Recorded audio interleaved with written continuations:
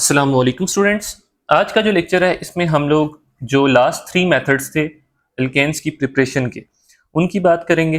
ठीक है, जिसमें हमारा कॉल्ब्स मेथड आता है और उसके बाद कार्बोनाइल कंपाउंड्स वाला मेथड आता है और लास्ट पे फिर हम लोग बात करेंगे ग्रिग्नॉर्ड रिएजेंट्स की। तो स्टार्टिंग विद द कॉल्ब्स मेथड। अब कॉल्ब्स मेथड बेसिकली क्या है, बेस्ड करता है इलेक्ट्रोलिसिस पे, यानी कि इसमें हमारे पास एक कार्बोक्सिलिक एसिड का सॉल्ट होगा। ठीक है, मोनोकार्बोक्सिलिक एसिड का, यानी कि ऐसा कार्बोक्सिलिक एसिड जिसमें आपका एक ही कार्बोक्सिलिक ग्रुप होगा और उसका कोई ना कोई सॉल्ट होगा। जैसे यहाँ पर आपको सोडियम सॉल्ट उसका शो किया गया है, तो लाजमी नहीं है सोडियम, उसका पोटेशियम सॉल्ट भी हो सकता है। उसका जब हम इलेक्ट्रोलिसिस करेंगे तो होगा क्या हमारे पास कि ये जो भी अल्काइल ग्रुप इधर यहाँ पर मौजूद होगा, ठीक है, वो आपका बेसिकली कन्वर्ट हो जाएगा अल्केन में।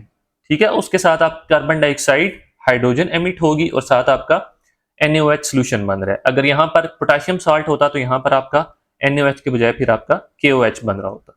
तो इस तरह से अगर हम इसको थोड़ा सा डिटेल में देखें तो होता क्या है बेसिकली इसमें आपका, देखें मैंने पहले बात की कि सोडियम या पोटेशियम सॉल्ट होगा मोनोकार्बोक्सिलिक एसिड का, यानी कि ऐसा कार्बोक्सिलिक एसिड जिसमें सिर्फ एक ये वाला ग्रुप है COO। तो ये हमने पोटेशियम सॉल्ट लिया। ठीक है, in the presence of water क्या हुआ कि ये आयनाइज हो गया।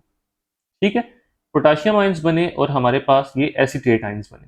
अब एसीटेट आयंस पे देखें हमारा नेगेटिव चार्ज है तो ये मूव करेंगे एनोड की तरफ, क्योंकि एनोड आपको पता है हमारा है पॉजिटिव इलेक्ट्रोड।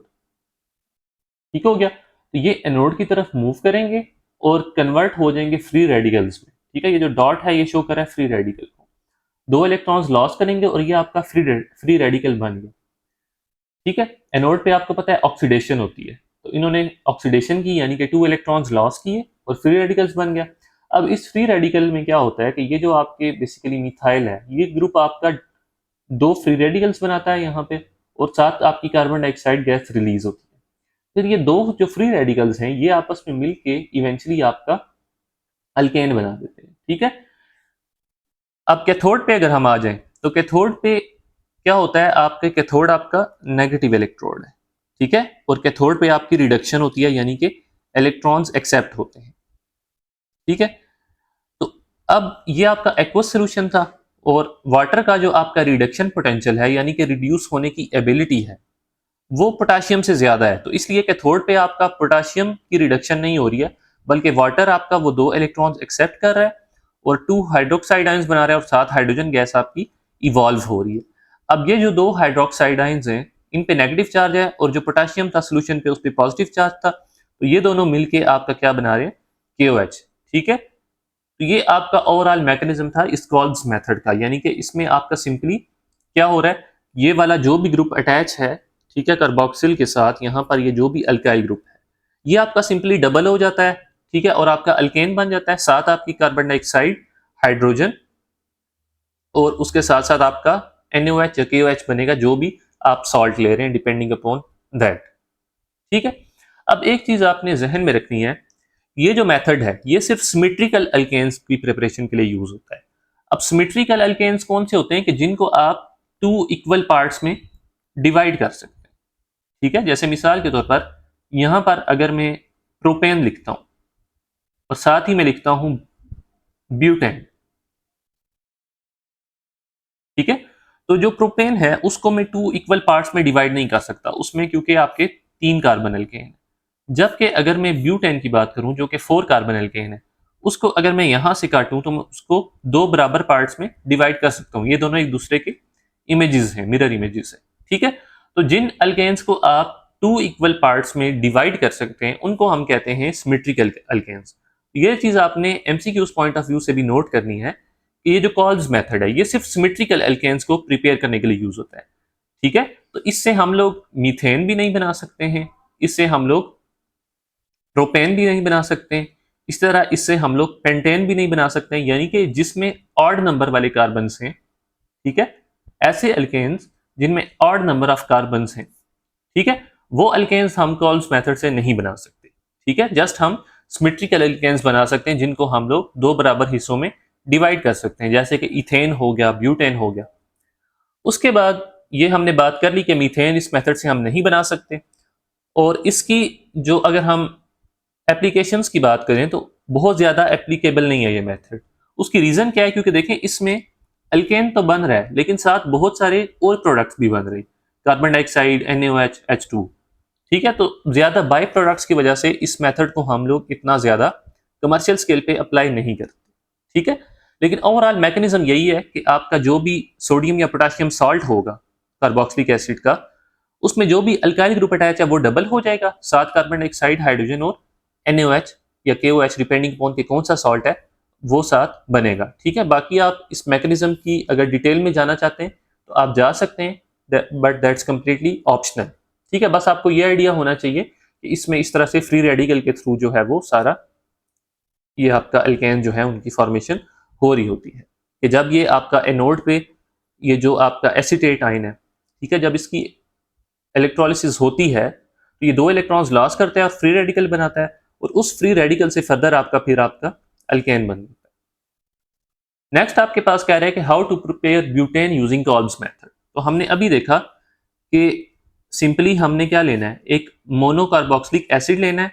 ठीक है, वो हम सोडियम का भी ले सकते हैं, पोटेशियम का भी ले सकते हैं। मिसाल के तौर पर हमने सोडियम का ये सॉल्ट ले लिया। ठीक है, अब आपको पता है कि इस कार्बोक्सिल ग्रुप से पीछे जितने भी ग्रुप्स हैं वो डबल हो जाते हैं। अब जब हमने पीछे बनाया था इथेन, उसके लिए हमने एक जो है वो जस्ट मिथाइल ग्रुप लगाया था। अब यहाँ पे हमने क्या बनाना है, ब्यूटेन, मतलब कि हमने 4 कार्बन चाहिए हमें प्रोडक्ट में, तो इसलिए हम इसके पीछे जो ग्रुप लगाएंगे वो 2 कार्बन वाला लगाएंगे, यानी कि हम इसमें CH2 CH3 2 कार्बन वाला ग्रुप लगाएंगे, यानी कि इथाइल ग्रुप लगाएंगे, ताकि वो इथाइल ग्रुप जब डबल होगा तो वो ब्यूटेन बना देगा। ठीक है, जैसे यहां पर जब हमने जस्ट एक ग्रुप था, मिथाइल था, तो मिथाइल मिथाइल मिलके उसने क्या बना दिया था, इथेन बना दिया था। ठीक है, तो एक ग्रुप क्या हो रहा है, वो डबल हो रहा है। तो इसी तरह यहां पर जब हम 2 कार्बन वाला ग्रुप लगाएंगे तो वो डबल होके आपका 4 कार्बन अल्केन यानी कि ब्यूटेन बना देगा, जो कि हमारा डिजायर्ड कंपाउंड है। तो सिंपली क्या होगा, इसका हम लोग जब इलेक्ट्रोलिसिस करेंगे वाटर की प्रेजेंस में कॉल्ब्स मेथड के थ्रू, तो आपका क्या होगा कि ये वाला जो ग्रुप है बेसिकली ये वाला, ठीक है, ये डबल हो जाएगा और यहां पर आपका सिंपली ब्यूटेन बन जाएगा। ठीक है, ये ग्रुप डबल हो गया सिंपली, और साथ आपका NaOH बनेगा क्योंकि ये सोडियम सॉल्ट है। उसके अलावा आपकी हाइड्रोजन गैस, ठीक है, और हाइड्रोजन गैस के अलावा आपकी कार्बन डाइऑक्साइड गैस भी इवॉल्व होंगी। ठीक है, और एमसीक्यूज पॉइंट ऑफ व्यू से ये चीज भी आपने जहन में रखनी है कि जो आपकी कार्बन डाइऑक्साइड है वो इवॉल्व हो रही है एनोड पर, और जो आपकी हाइड्रोजन है बेसिकली वो इवॉल्व हो रही है कैथोड पर। ये चीज आपने एमसीक्यूज पॉइंट ऑफ व्यू से जहन में रखनी है। ठीक है, बाकी मैकेनिज्म इसका इतना मुश्किल नहीं है, बेहतर है आप इसको कर लें। ठीक है, सिंपली क्या हो रहा है कि एनोड पे आपका अल्केन्स वगैरह बन रहे हैं, ठीक है, फ्री रेडिकल के थ्रू, और कैथोड पे आपका वाटर की रिडक्शन हो रही है, और सिंपली उससे जो हाइड्रोक्साइड बन रहे हैं वो सोडियम या पोटेशियम के साथ मिलके आपका जो है वो KOH या फिर NaOH बना देंगे। ठीक हो गया, जैसे यहाँ पर सोडियम सॉल्ट था तो हमने NaOH लिखा इन प्रोडक्ट। नेक्स्ट आपसे वो पूछ रहा है how to prepare pentane using the Kolbe's method. अब हमने पीछे बात की थी कि ये मेथड हम जस्ट सिमेट्रिकल अल्केन्स को बनाने के लिए यूज कर सकते हैं। ठीक है, तो पेंटेन को अगर हम यहाँ पर ड्रॉ करें तो उसमें देखें 5 कार्बन हैं। ठीक है, तो इसको हम 2 बराबर हिस्सों में काट नहीं सकते, दिस इज अनसिमेट्रिकल। ठीक है, इसका मतलब है कि हम कॉल्ब्स मेथड से पेंटेन को प्रिपेयर नहीं कर सकते। ठीक है, और इसका मैंने आपको एक आसान सी ट्रिक भी बताई थी कि जो ऑड नंबर वाले कार्बन्स हैं, ठीक है, ऐसे अल्केन जिनमें ऑड नंबर कार्बन्स हैं, ठीक है, वो हम कॉल्ब्स मेथड से नहीं बना सकते। जैसे यहाँ पर 5 है ना कार्बन, तो इट मींस ये अनसिमेट्रिकल होगा, और अनसिमेट्रिकल जो भी अल्केन्स हैं they can not be prepared using this method. ठीक है, तो ये आपने एमसीक्यूज पॉइंट ऑफ व्यू से भी ये चीज जहन में रखनी है कि जो अनसिमेट्रिकल हैं वो हम कॉल्ब्स मेथड से नहीं बना सकते। नेक्स्ट हमारे पास आता है कार्बोनाइल कंपाउंड से हम किस तरह बना सकते हैं एल्केन्स को। अब देखिए कार्बोनाइल कंपाउंड्स की 2 कैटेगरीज आती हैं, एक आपकी एल्डिहाइड है और एक कीटोन्स है। ठीक है, एल्डिहाइड में क्या होता है कि आपका C डबल बॉन्ड O यहाँ पर H होता है, जबकि कीटोन में क्या होता है कि इस कार्बोनाइल ग्रुप के दोनों साइड पे आपके अल्काइल ग्रुप्स आ रहे होते हैं। वो सेम भी हो सकते हैं, डिफरेंट भी हो सकते हैं, जबकि एल्डिहाइड में एक साइड पे लाजमी है कि आपका हाइड्रोजन हो और दूसरी साइड पे आपके अल्काइल ग्रुप आ सकता है। ठीक है। अब कार्बोनाइल कंपाउंड से हम किस तरह से बनाते हैं, उसके दो मेथड है। अगर आपने कीटोन से बनाना है, ठीक है, तो उसको हम कहते हैं क्लेमेंजन मेथड। अब क्लेमेंजन मेथड में हम क्या क्या यूज करते हैं, जिंक, एमेल्गम और हाइड्रोक्लोरिक एसिड यानी कि HCl। और दूसरा अल्डिहाइड से अगर हमने बनाना है तो उसके लिए जो मेथड है वो है वोल्फ किश्नर मेथड, और उसमें हम हाइड्रोजीन और KOH को यूज करते हैं। तो ये मेथड के नाम आपने MCQs पॉइंट ऑफ व्यू से ज़हन में रखने कि कीटोन्स के लिए क्लेमेंजन मेथड और ये वाले रिएजेंट्स यूज होते हैं, जबकि अल्डिहाइड्स के लिए वुल्फ किश्नर मेथड कहलाता है और उसमें हाइड्रोजीन और KOH यूज होता है। अब ये मेथड काम किस तरह से करते हैं, बेसिकली हमारे पास जो फर्स्ट एग्जांपल है, ठीक है, वो है कीटोन की। इट मींस इसका जो मेथड का नाम होगा उसको हम लोग क्लेमेंजन मेथड या फिर क्लेमेंजन रिडक्शन भी बोलते हैं, क्योंकि देखें इसमें हम हाइड्रोजन ऐड कर रहे हैं ना, तो एडिशन ऑफ हाइड्रोजन को हम लोग रिडक्शन भी बोलते हैं। तो इसलिए इन दोनों मेथड को क्लेमेंजन रिडक्शन और वुल्फ किश्नर रिडक्शन भी कह सकते हैं। तो सिंपली क्या हो रहा है कि ये जो आपका कीटोन है एसीटोन, इसमें जब हमने जिंक एमेल्जम, ठीक है, Zn और ये Hg जो है इसको हम कहते हैं जिंक एमेल्जम और HCl, ये जब हम ऐड कर रहे हैं इन रिएजेंट्स को, तो क्या हो रहा है कि ये जो आपका C double bond O group है जो आपको यहाँ पर दरमियान में शो हो रहा है, ठीक है, ये C double bond O group आपका कन्वर्ट हो रहा है CH2 में। ठीक है, सिंपली क्या हुआ कि इस C डबल बॉन्ड O की जगह आपका CH2 आ गया। ठीक है, तो ऑक्सीजन क्या हुआ, यहां से हट गया और यहां पर दो हाइड्रोजन आ गए। ठीक है, अब देखें टोटल यहां पर आपको 4 नजर आ रहे हैं ना, तो दो हाइड्रोजन यहां पर आ गए, दो जो बचे वो और ये ऑक्सीजन मिलकर इन्होंने साथ वाटर बना दिया प्रोडक्ट। ठीक है, तो सिंपली क्या हो रहा है, आपका अल्केन बन रहा है और साथ आपका वाटर प्रोडक्ट में आ रहा है। अब अगर हम बात करें दूसरी कैटेगरी की जो कि है अल्डिहाइड्स, ठीक है, अल्डिहाइड में हमने देखा था कि ग्रुप होगा COH या CHO, इसको भी हम इस तरह से भी लिखते हैं। ठीक है, अब इसमें क्या हो रहा है कि ये जो आपका ग्रुप है CHO ग्रुप, ये आपका चेंज हो रहा है CH3 में। ठीक है, जैसे यहां पर CHO था और यहां पर ये चेंज हो गया CH3 से। ठीक है, तो आपने इस चीज को ध्यान में रखना है कि जो आपका C डबल बॉन्ड ग्रुप है ये चेंज होगा CH2 में, जो कि केस है हमारा कीटोन्स या फिर क्लेमेंजन रिडक्शन में। और अगर आपका अल्डिहाइड है तो उसमें क्या होगा कि CHO आपका चेंज होगा CH3 में, जिसको हम कहते हैं वोल्फ किश्नर्स मेथड। ठीक है, तो इसके रिएजेंट्स भी यहाँ पर आपको मेंशन किए गए। सिंपली क्या हो रहा है कि ये जो CHO ग्रुप है ये चेंज हो रहा है CH3 में और साथ उसी तरह से वाटर आपका प्रोडक्ट में आ रहा है। ठीक है, तो इसके प्रोडक्ट्स आपने ध्यान में रखने हैं कि आपका एक तो अल्केन बनेगा और साथ आपका वाटर लाजमी बनेगा। ठीक है, और बाकी जो इंपॉर्टेंट चीज है वो ये है कि कीटोन्स के केस में आपका जो ग्रुप है C डबल बॉन्ड O वो चेंज हो रहा है CH2 में, और अल्डिहाइड्स के केस में क्या हो रहा है आपका कि जो आपका CHO ग्रुप है वो चेंज हो जाएगा सिंपली CH3 में, जैसे आपने यहां पर नोट किया।